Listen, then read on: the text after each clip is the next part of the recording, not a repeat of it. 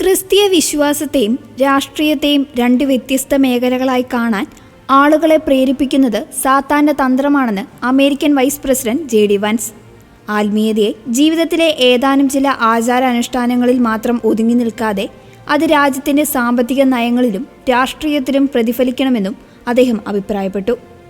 മിനസോട്ടയിലെ Winona Rochester രൂപത bishop Robert ബാരന്റെ പോഡ്കാസ്റ്റിന് നൽകിയ പ്രത്യേക അഭിമുഖത്തിലാണ് വാൻസ് തന്റെ നിലപാടുകൾ വ്യക്തമാക്കിയത്.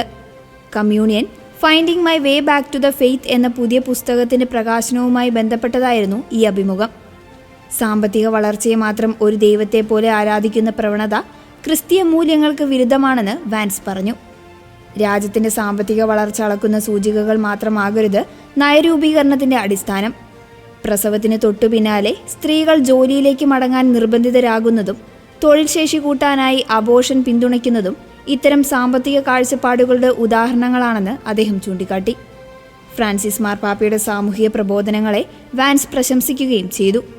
യേശുക്രിസ്തു ജീവിതത്തിന്റെ ഒരു പ്രത്യേക ഭാഗത്ത് മാത്രം ഒതുങ്ങി നിൽക്കുന്നവനല്ല എന്നും വാൻസ് പറഞ്ഞു. കുടുംബ ബന്ധങ്ങളിൽ മാത്രമല്ല, സാമ്പത്തിക രാഷ്ട്രീയ നയങ്ങളിലും ക്രിസ്തീയ മൂല്യങ്ങൾ പ്രതിഫലിക്കണം. 2019 കത്തോലിക്ക സഭയിലേക്ക് ചേർന്ന തന്റെ ആത്മീയ യാത്രയെക്കുറിച്ചും വിപണി കേന്ദ്രീകൃതമായ കാഴ്ചപ്പാടുകൾക്കപ്പുറം മനുഷ്യന്റെ ക്ഷേമത്തിന് മുൻഗണന നൽകുന്ന സാമൂഹ്യ നയങ്ങൾ രൂപീകരിക്കേണ്ടതിന്റെ ആവശ്യകതയെക്കുറിച്ചും വൈസ് പ്രസിഡന്റ് അഭിമുഖത്തിൽ വിശദീകരിച്ചു.